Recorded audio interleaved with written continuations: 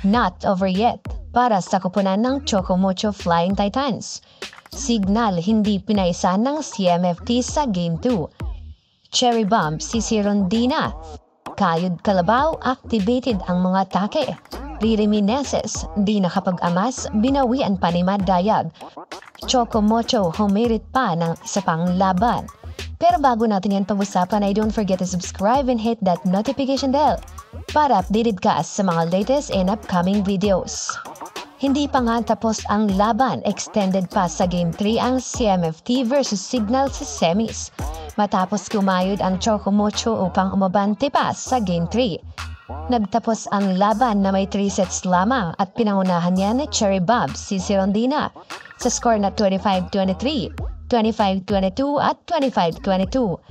Sa laban niyang ito ay si Rondina ang naging player of the game na mayroong 23 big points na nanggaling sa 20 attacks, 2 blocks, and 1 ace. Una ngang naging agresibo at muhay ang laruan ng middle blocker ng Signal na si Rere at Doria na siyang gumigiba at gumagawa ng puntos para sa HD Spikers.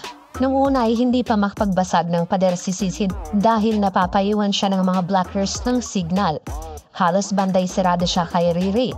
Maging si Molde at Tolentino ay hindi pinalagpas ng Signal sa pagbantay, kaya nakapag-angas na lamang si Meneses sa Old Girls.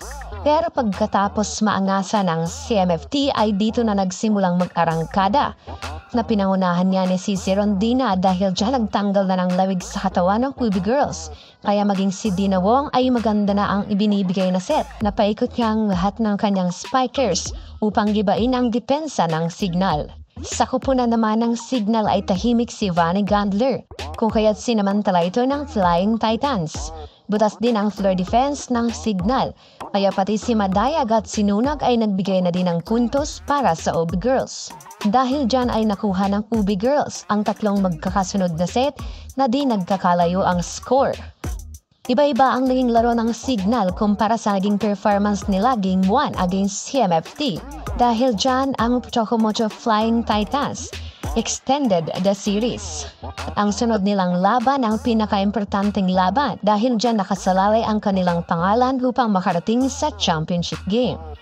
So that's it for today's video. Don't forget to subscribe and hit that notification bell para updated ka sa mga latest and upcoming videos. Maraming salamat!